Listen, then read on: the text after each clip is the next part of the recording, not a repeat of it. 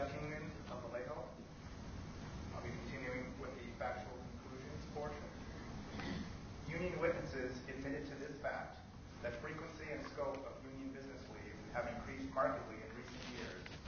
The union president explained that the increased usage was to plan, design, and execute the union's mission, including responding to the highly critical grand jury report to show the public that city officials were, quote, lying, and that the union had to fight the city because, quote, they were screwing with us. The union vice president explained the increased usage by stating that the union was fighting against the, quote, attacks against us. Another union witness described union business leave usage as part of, quote, political games playing by the city. Henke and Riley both were unapologetic about the total discretion the union president has over the reasons for UBL usage and over the length of time for which any particular UBL is taken. Neither appeared furtive when describing their understanding and use of UBL.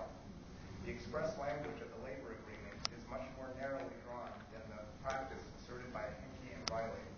There does not appear to be factual support for an unequivocal, clearly enunciated and acted upon, nor fixed or established practice of utilizing UBL for sleeping following local meetings, for refraining from returning to duty because of imbibing alcohol while on UBL, for diving for abalone, for attending to business of other cities besides Vallejo, and other of the wide variety of unlimited purposes for which the union leadership asserts unfettered discretion to utilize union business leave. Nor does such factual support appear to exist for greatly expanded 24-hour usages for local activities. This conclusion is underscored by the union leadership's candid admission that utilization has greatly increased, especially in the last year.